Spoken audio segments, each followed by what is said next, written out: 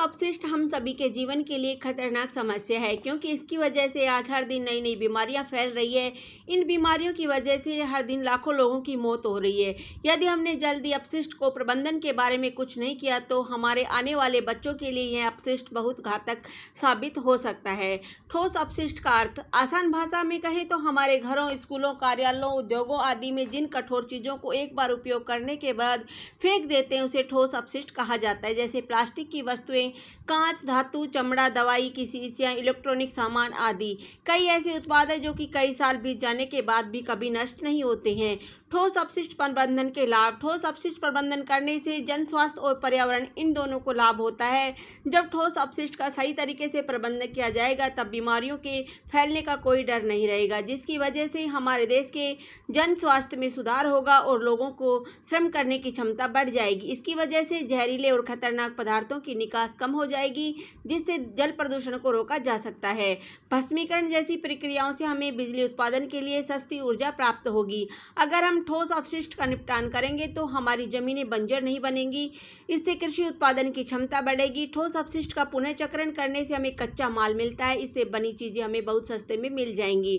ठोस अपशिष्ट प्रबंधन के भारत में लगातार बढ़ रहे ठोस अपशिष्ट की रोकथाम के लिए भारत सरकार ने कानूनी स्तर पर साल 2016 में ठोस अपशिष्ट प्रबंधन नियम बनाया था।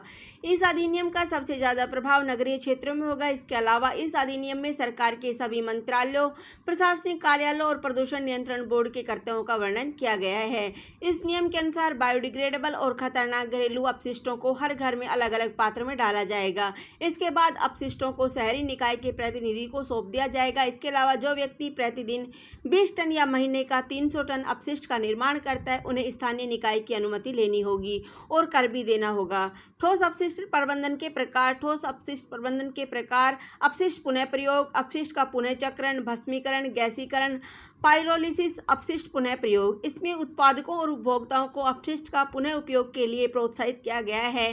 अगर भारत के 60% लोग भी इस तरीके को अपना ले तो शायद एक साल में हम भारत में ठोस कचरे को खत्म कर सकते हैं। अपशिष्ट का पुनः चक्रण। अपशिष्ट का पुनः चक्रण यानी कि कचरे को उपयोगी माल के रूप में प्रयोग करना। भस्मीकरण। भस्मीकरण एक सामान्य तापीय प्रक्रिया है। इसमें अपशिष्ट को ऑक्सीजन की उपस्थिति में दहन किया जाता है। इसके बाद अपशिष्ट पानी की भाप, कार्बन डाइऑक्साइड और राख में बदल जाता है। बता दें कि इस प्रक्रिया का उपयोग बिजली को ऊष्मा देने के लिए भी किया जाता है, लेकिन इस प्रक्रिया में मीथेन गैस उत्पन्न होती है जो वायु को प्रदूषित करती है। इसीलिए भस्मीकरण प्रक्रिया का उपयोग थोड़ा कम किया जाता है। गैसीकरण। इस प्रक्रिया में ठोस अपशिष्ट को उच्च तापमान में विखंडित किया जाता है। इसमें अपशिष्ट का दहन बहुत कम ऑक्सीजन वाले क्षेत्रों में किया जाता है। इससे भी पर्यावरण को नुकसान होता है। पाइरोलिसिस। इस प्रक्रिया में गैसीकरण की तरह ठोस अपशिष्ट को उच्च तापमान पर विखंडित किया जाता है, परंतु इसमें अपशिष्ट का दहन ऑक्सीजन की अनुपस्थिति में किया जाता है। पाइरोलिसिस की खास विशेषता यह है कि इसमें वायु प्रदूषण बिल्कुल नहीं होता है। धन्यवाद। जय हिंद।